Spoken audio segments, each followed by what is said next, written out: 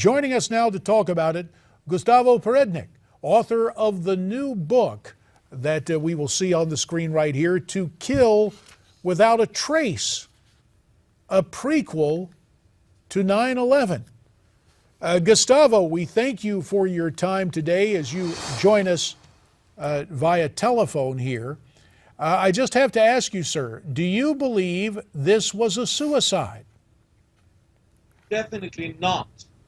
A young man, in the height of his career, after 10 years investigating a case, was going to present the fruits of his work, of his devoted work, and suddenly, without any reason, he kills himself. This was an assassination, and it's very easy to come to that conclusion. The first rumor, slanderous rumor that the president spread was that this was a suicide. But since there was no motivation for a suicide, and it was incomprehensible why Nisman would commit suicide after such hard work investigating and exposing what had happened in Argentina, then they fabricated another story, which is, okay, he was not kind of crazy, as we said at the beginning, and therefore committed suicide, but he was a young fellow manipulated by forces of evil, which were namely ex-intelligence agents of Argentina who had been fired by the president 1 year before, and they wanted to take revenge of the president. They killed this prosecutor in order for the president to be involved in this murder. This is also nonsense. What happened is that, although I cannot prove it yet, but what happened is that when Nisman was murdered by those who he was going to expose in the Congress, he was my very good friend.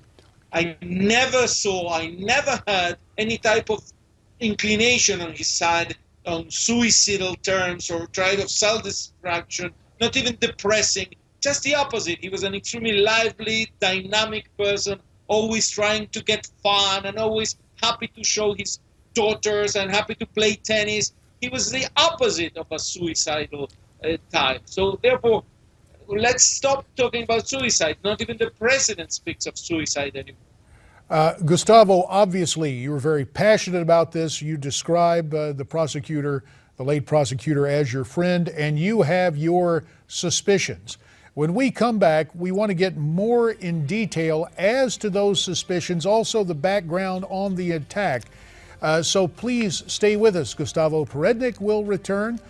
Francesca Page has a couple of questions. I have some more as we talk about the death of Alberto Nisman in Argentina and its possible implications for the Argentinian government. We hope you'll stay tuned. We continue the conversation next here on America's Forum. We continue our conversation with Gustavo Perednik, the author of the book To Kill Without a Trace, a prequel to 9/11.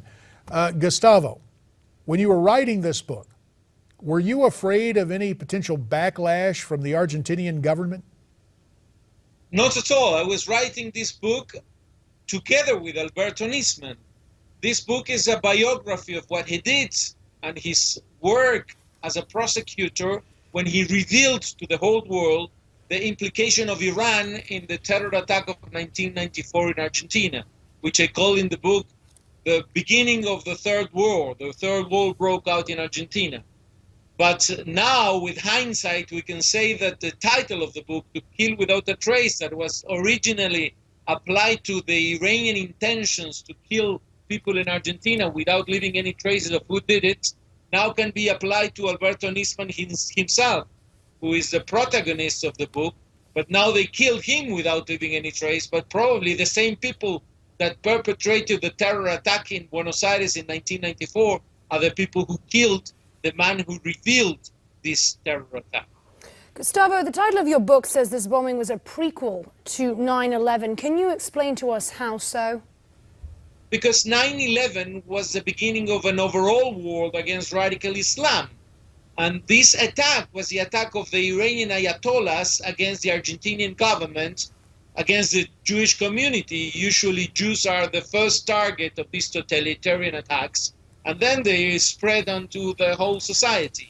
It happened in Argentina as well. The attack was against the Jewish community. As a matter of fact, first was against the Israeli embassy in 1992, then against the Jewish community in 1994, and after 10 years of trying to hide this cover-up of not showing who were the real responsible of the attack, the prosecutor Alberto Nisman revealed to the whole world with proofs that were accepted by Interpol that Iran was behind the attacks. Now, what happened afterwards is that the Argentinian government, a few years afterwards, decided to change their policy and not to pursue justice anymore, but to say we are in a new geopolitical situation in the world, and therefore we have to whitewash Iran because we cannot be enemies with Iran forever. Which leads to this question, Gustavo. Yes. If they are doing that, why? Because they want Iranian oil? Or is there something else behind this this effort to delay bringing some of the indicted individuals to justice? They did want Iranian oil due to the energetic crisis in Argentina. They did want to keep Iran as a client of Argentinians' wheat and grains. They did want to start selling weapons to Iran. But the main thing, I would say, was a new world vision, which was inspired by the president of Venezuela, Chavez, a very good friend of the Argentinian president, Cristina Kirchner. In this new world vision, the geopolitical situation dictated to them. There is no world power fighting with Iran. No one presents Iran as an enemy. There is no leader in the West who would fight against these ayatollahs, and therefore Argentina by itself cannot fight them. We should start whitewashing Iran, and even if for that we have to sell the prosecutor that uncovered the whole terror attack, we will do it, and that's what happened. Nisman was going to present the proofs of this before the Argentinian Congress and was murdered some hours before he did it. 45 seconds remain. In your mind, does the Argentinian president hold any responsibility for the death of Mr. Nisman?